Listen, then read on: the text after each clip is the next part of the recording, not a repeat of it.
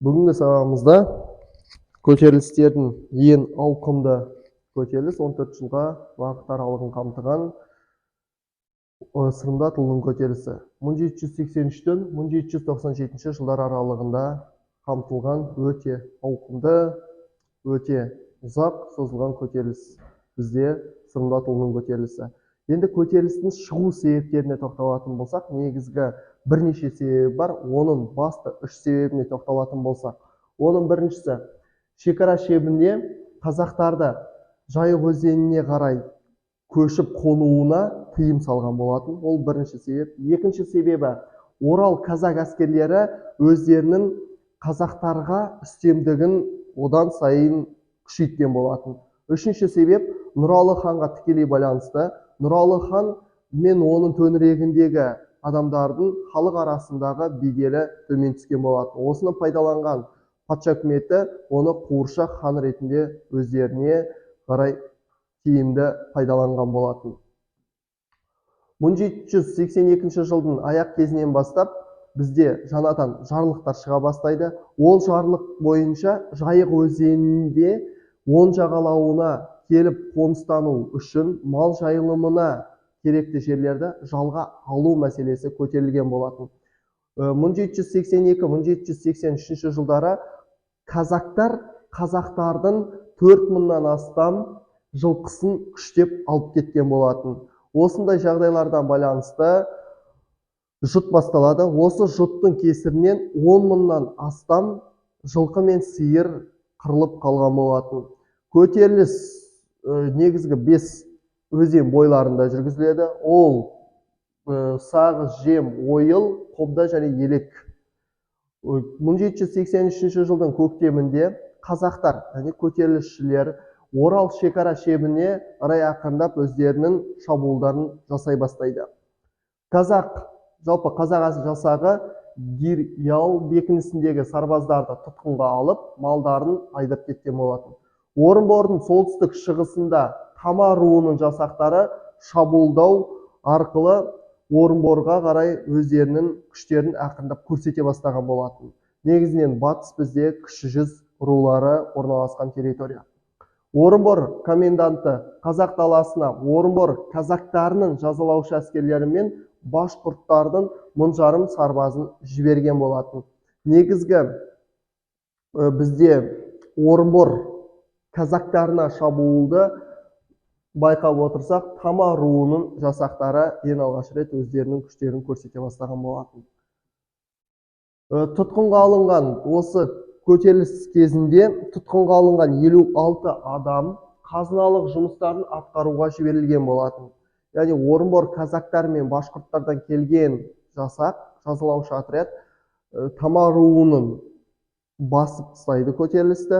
Содан кейін 56 адамды тұтқынға алған болатын. Қарағай бекінісіне бірден лап қойған шабуылдар жүзеге асырылады. Көтерілісшілер Орынбор мен Елек қорғанысының екі арасын байланыстыратын даңғыл жолды өздерінің бақылауында ұстаған болатын. Көтерілісшілердің осы кездегі жалпы саны 7000-нан астам болған. 1785 жылы қазақ жасақтары төменгі Орал шекара шебінің аймағында патша үкіметінің әскерлерімен кескілескен шайқасқа түседі. Ол кескілескен уақыты 1785 жылы болған жері төменгі Орал шекара шебі. Енді бұл көтеріліс кезіндегі бастап Орынбор мен Елек қорғанысының арасында 7000-ға жуық көтерілісшілердің саны болған болатын. Енді бұл көтерілісшілердің жеке-жеке отрядтарға бөлініп басқарған болатын. Сырымдатұлының құрамында 2700 сарбаз, старшын барақта 2000, тіленші батырда 1000-ға жуық көтеріліс сарбаздары болған болатын. Нұралы хан 1786 жылдан бастап өзінің халық арасындағы беделін төмен түсіріп алғаннан кейін кіші жүзден бір жолата қуылады. Қуылғаннан кейін Нұралы біраз уақыт Калмыков бекінісінде жасырынған болатын. Кейін Уфаға жер аударылады. Ақыр соңында Нұралы хан Уфа жерінде қайтыс болатын. Кіші жүздің ішіндегі 12 ата байұлы бірлестігінің Байбақты руынан шыққан болатын. Сырымдатұлы ол кішкентай кезінен, бала кезінен бастап адалдығымен және сөзге тапқырлығымен шешендігі арқылы бала би атанған болатын. 19 ғасырдың екінші жартысында өмір сүрген ағылшын журналисі Булжер Сырымдатұлы туралы Сырым батыр жігерлі, терең ойлы, қайратты, батыл, тапқыр, айлалы, ерекше тұлға деп өзінің деректерінде айтып кеткен болатын. Сырымдатұлының көтерілісі кезінде қазақ сұлтандары да оған қолдау білдірген болатын. Сол сұлтандардың бірі жақын серігі Айшуақ сұлтанның ұлы Жантөре қолдаған болатын. 1784 жылы Орынбор губерниясының бастығы болып Игельстром сайланған болатын. Енді Игельстром Кіші жүз жерінде Орынбор губерниясында губернатор болып сайланады. Сол сайланғаннан кейін Кіші жүзде өзінің реформасын жүргізу барысында бірнеше атқаратын жұмыстарды басып, өзінің дәрежесін көтеру мәселесіне және де халықты тыныштандыру мақсатында бірнеше іс-шараларды қолға ала бастайды. Игельстром қазақтар туралы жаны жайсан, ақкөңіл халық деп өзінің деректерінде патша үкіметіне қарай өзінің хаттарында да жолдаған болатын. 1786 жылы Игельстром хан билігін реформалаудың жобасын 86 жылдан бастап, яғни Нұралы ханның Уфаға жер аударылып кеткеннен кейін өзінің реформаларын жүргізу керектігін патша үкіметіне білдірген болатын. Сұлтандар қазақ даласында расправалар құруға үзілді кесілді қарсы болған. Себебі сұлтандар қазақ даласындағы расправаларды құру керек мәселесіне өздерінің рұқсатын беретін болса, онда халық арасында сұлтандардың да билігі төмен түсіп, құлдырау мәселесі көтеріле бастайтын болған. Осы кезде 86 жылы старшындардың съезі өтеді, яғни Нұралы ханнан кейін. Онда тек қана шекаралық сот құруға келісім беріледі. Соттың құрамында 6 ру старшыны сайланады.